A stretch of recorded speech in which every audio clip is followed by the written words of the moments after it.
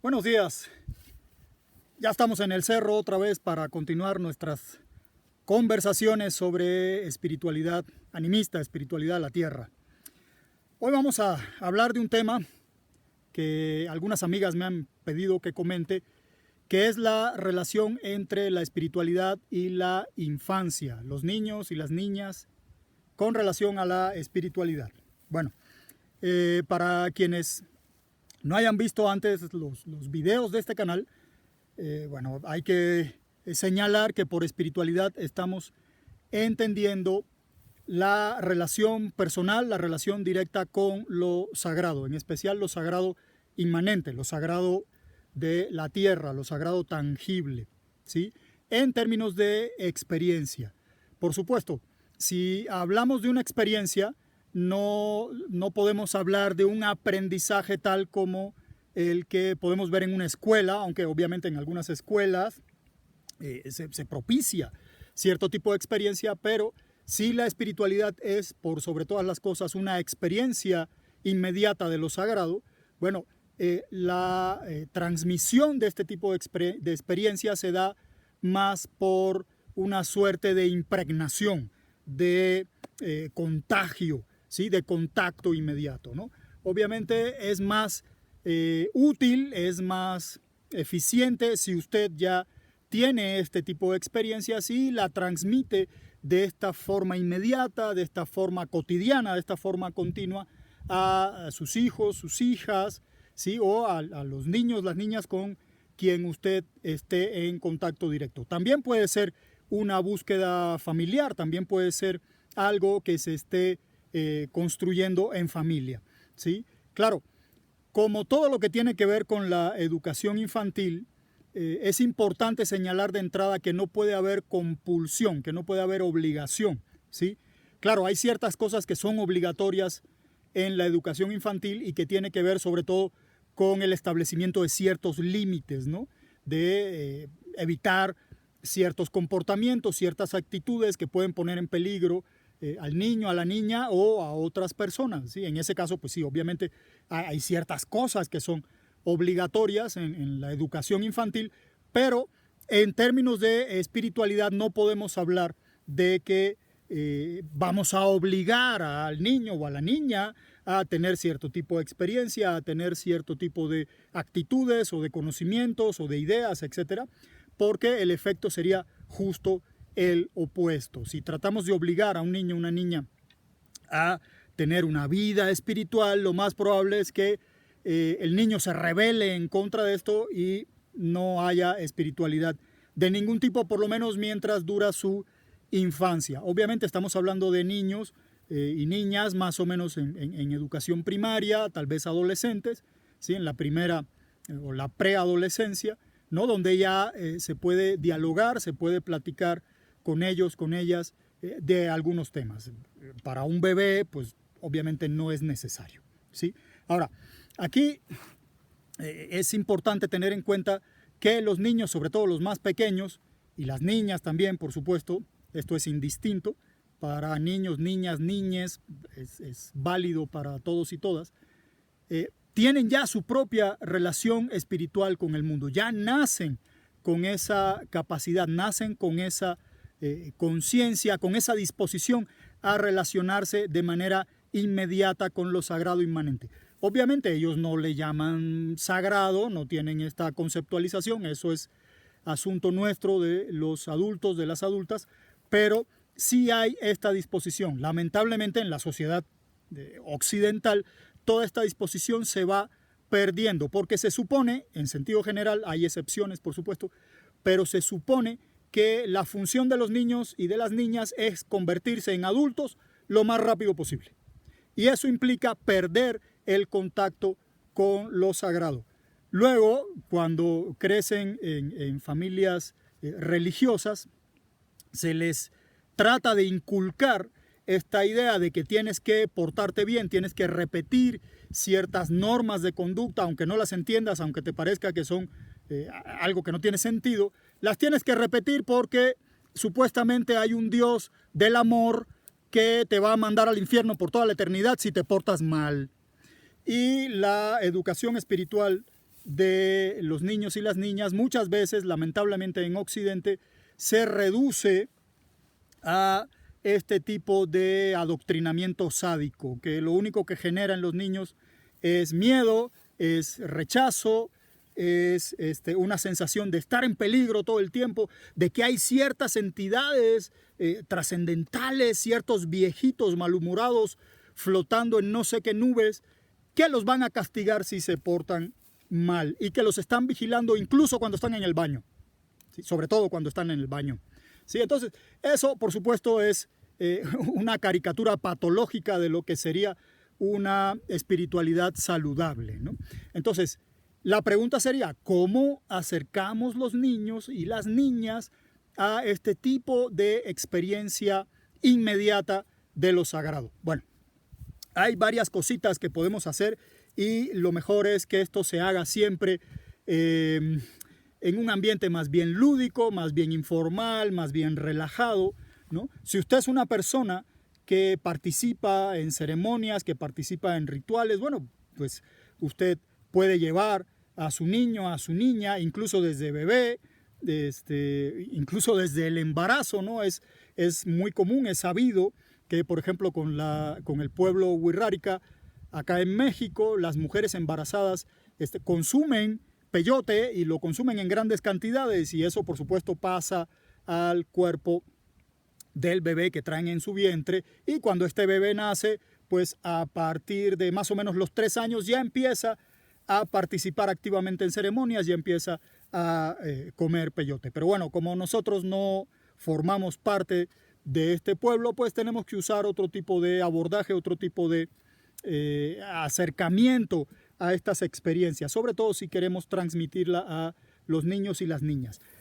Si participamos de este tipo de ceremonias, pues los podemos llevar, podemos permitir que los niños y las niñas participen, con precauciones obviamente, guardando la prudencia, ¿sí? Si usted no consumió peyote durante el embarazo, pues espérese a que su niño ya no sea niño, ya sea una persona que tenga la capacidad de decidir por sí mismo o por sí misma si quiere o no participar hasta ese punto de este tipo de ceremonias. Pero puede estar en la ceremonia, puede ayudar, puede realizar ciertas acciones, ¿sí? Puede hacer cosas para ser útil, para sentirse útil. Eso, por supuesto, en cualquier sistema de educación infantil, pues es estimulado. Si un niño, si una niña se sabe útil, se sabe necesario o necesaria, pues por supuesto que esto va a redundar muy positivamente en su educación. Si logramos hacer esto en un marco ritual, en un marco ceremonial,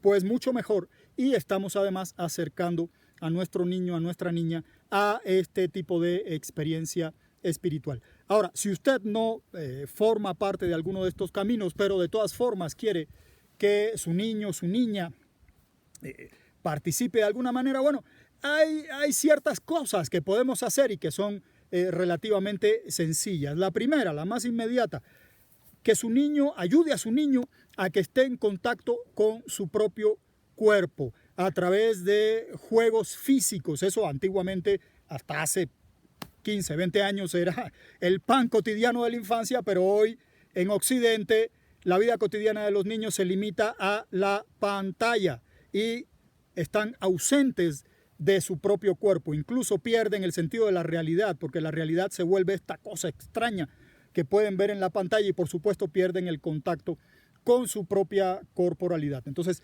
ayudemos a los niños, a las niñas a volver a estar en contacto con su corporalidad, en tanto que la corporalidad es la raíz del espíritu. Si no hay contacto con el cuerpo, no hay espíritu. Y eso, recuerden, lo hablábamos cuando mencionábamos aquellas 16 normas o 16 principios del camino espiritual. Uno de ellos, muy importante, era el cuerpo. El camino espiritual atraviesa la corporalidad. Si no hay corporalidad implicada en una práctica espiritual, no hay práctica espiritual. Ahí se está imaginando cosas, pero tiene que arraigarse en el cuerpo. ¿Por qué? Porque todos los seres espirituales de este universo tienen cuerpo, ¿sí? Entonces, si no pasa por el cuerpo, no está pasando por el espíritu. Entonces, ayudemos a los niños, las niñas, a recuperar el contacto con su corporalidad. Otra cosa que podemos hacer es ayudarlos a contactar con sus propios sueños, ¿sí? Normalmente los niños, las niñas no cuentan sus sueños porque a nadie en la familia le importa. Entonces, volvamos importantes los sueños de las niñas y los niños. No solo que sueñen que en el futuro van a ser ricos o ricas o se van a casar con un fulano que las mantenga y les compre camionetas. No, eso no son sueños, eso son aspiraciones del sistema capitalista que se les impregna a los niños y se les enseña a pensar que esos son los sueños a los que tienes que aspirar. Oh, mijito, oh, mijita. No. Sueños en el espacio onírico. Estas imágenes, estas situaciones, estas historias que viven cuando están dormidas, cuando están dormidos, ¿no? Enseñémosles a prestar atención al sueño. ¿Por qué? Porque este es el espacio, digamos, más... ¿cómo llamarlo? Más inmediato tal vez, además de la corporalidad, donde pueden estar en contacto con determinadas entidades y con determinadas situaciones espirituales, ¿sí? Entonces esa es una segunda posibilidad. Interpreten los sueños en la mañana cuando estén desayunando. Dense 30 segundos. ¿Qué soñaste? Soñé tal cosa y vi un bicho que era así y volé. ¡Ah, qué bárbaro!, ¿no? ¡Qué bien! Interpreten. Eso quiere decir que estás muy contento, o eso quiere decir que hay algún espíritu que quiere dialogar contigo. Podemos interpretar estos sueños, aunque sea de manera no experta, digamos, ¿no? Porque sí, pues se requiere cierto conocimiento, cierta experiencia para dar una interpretación profunda, pero podemos interpretarlo de manera que los niños y las niñas sientan que sus sueños, así como su corporalidad, también son importantes, también tienen sentido. Otra cosa que podemos hacer es ayudar a los niños y a las niñas a contactar con sus ancestros, ¿sí? No quiere decir que vayan a una ceremonia espiritista para que hablen con el espíritu. Si lo hacen, perfecto, qué bueno. Pero si no lo hacen, recuérdenle a los niños que son los nietos y las nietas de alguien, los bisnietos, las bisnietas, tataranietos, tataranietas, y que mucha gente, miles y miles de personas se amaron, se cuidaron, se multiplicaron para que ellos pudieran estar hoy aquí escuchando lo que le tenemos que decir, ¿sí? Esto tiene dos beneficios, no solo el hecho de que el niño o la niña se contacta con sus ancestros, sino también porque sabe que él es el resultado de mucho amor, y ella también, por supuesto. Recuerden, hablamos de niños, niñas y niñes. Todos, todas y todes son bienvenidas, bienvenidos y bienvenides en estas pláticas. Son el resultado de mucho amor. Malo, bueno, peor, regular, más o menos, ahí como se pudo, pero mucha gente se tuvo que amar para que esos niños estuvieran ahí presentes, ¿sí? Y es importante que lo sepan, y es importante que sus ancestros les transmitieron esa vida, y sus ancestras también, ¿no? Entonces esto es otro detalle, otro ámbito en el que pueden trabajar la espiritualidad, la relación espiritual con lo sagrado. Y por supuesto, en último término, y solo por poner algunas posibilidades, que establezca contacto con la naturaleza. En Occidente normalmente vivimos en la selva del asfalto, donde hay todo menos naturaleza, ¿sí? O bueno, hay una naturaleza relativa en algunas ciudades donde hay parques, donde hay árboles, pero de ser posible, lleve a su niño, a su niña al monte, llévelo a las montañas, llévelo al desierto, llévelo al mar, pero no a un hotel 5 estrellas. Bueno, si puede ir a un hotel 5 estrellas, qué bueno, pero el hotel 5 estrellas, lamento decirlo, no es la naturaleza, y tienen una visión totalmente ajena a la espiritualidad con relación a la naturaleza. Entonces, vaya con su niño a la naturaleza, vaya a las montañas, vaya al monte, vaya al bosque, ¿sí? Enséñelo a escuchar los pájaros, el agua, el sonido del viento. Recuérdele que todo eso le está comunicando algo. El viento no solo está soplando, le está diciendo algo, ¿sí? Claro, a lo mejor como en la película de Ice Age, usted no sabe hablar vientoñol y no le puede traducir a su niño lo que el viento está diciendo. Pero basta con que el niño sepa que el viento tiene potestad, tiene agencia para comunicarse con él y que eventualmente puede hacer ciertas cosas para entenderlo. Lo mismo con los animales, lo mismo con las plantas. Enséñele que esto, en donde ahora estamos, en esta montaña, o en donde usted esté, la montaña, el bosque, el desierto, no existe para que usted lo explote, no existe como recurso donde usted puede llegar y extraer y depredar para convertir toda esta vida en muerte, en dinero, ¿sí? No, la naturaleza no está ahí para eso. Entonces enséñele a su hijo, y obviamente eso se enseña sobre todo con el ejemplo, que la naturaleza es un espacio vivo, es un espacio sagrado, es un espacio comunicativo. Claro, es difícil si usted vive en el medio de la ciudad y tiene que recorrer 2 horas para lograr salir de la ciudad y luego atravesar los cinturones de miseria y luego llegar a un cerro donde a lo mejor la situación es un poco peligrosa porque hay narco, porque hay... Sí, es difícil, es difícil. Pero ese niño puede estar en contacto con la naturaleza, aún en su casa. Enséñele que esa agua que él está usando, que ella está usando, no se produce por arte de magia en el grifo. Esa agua viene de un manantial, viene de una reserva de agua y esa agua está viva, ¿sí? Enséñele que el viento que respira también está vivo. Enséñele que las nubes que puede ver a través de su ventana también están vivas, también tienen conciencia. Enséñele que la comida que está comiendo murió para que él o ella pueda seguir viviendo.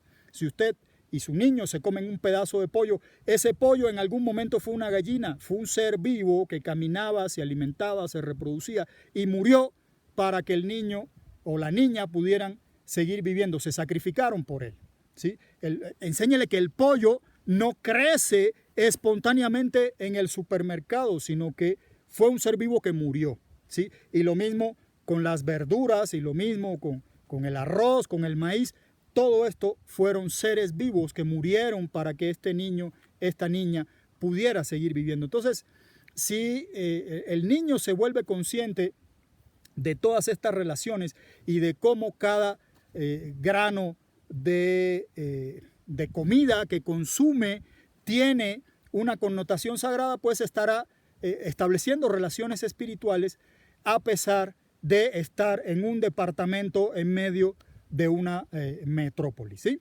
Bueno, vamos a dejarlo por aquí y esta es la primera parte del video. Vamos a hacer una segunda parte para el caso no de que usted quiera acercar a su niño a la espiritualidad, sino para el caso de que el niño esté tan cerca de las experiencias espirituales que aquello se empiece a volver problemático, sobre todo para su familia, ¿sí? Bueno, esperemos que, como siempre, este video, esta información les haya sido útil, les haya sido apropiada, y en lo que preparamos el segundo video les envío, como siempre, todas las bendiciones para usted, para su familia, para los niños y las niñas que comparten su día a día con usted, y les envío también todo mi agradecimiento.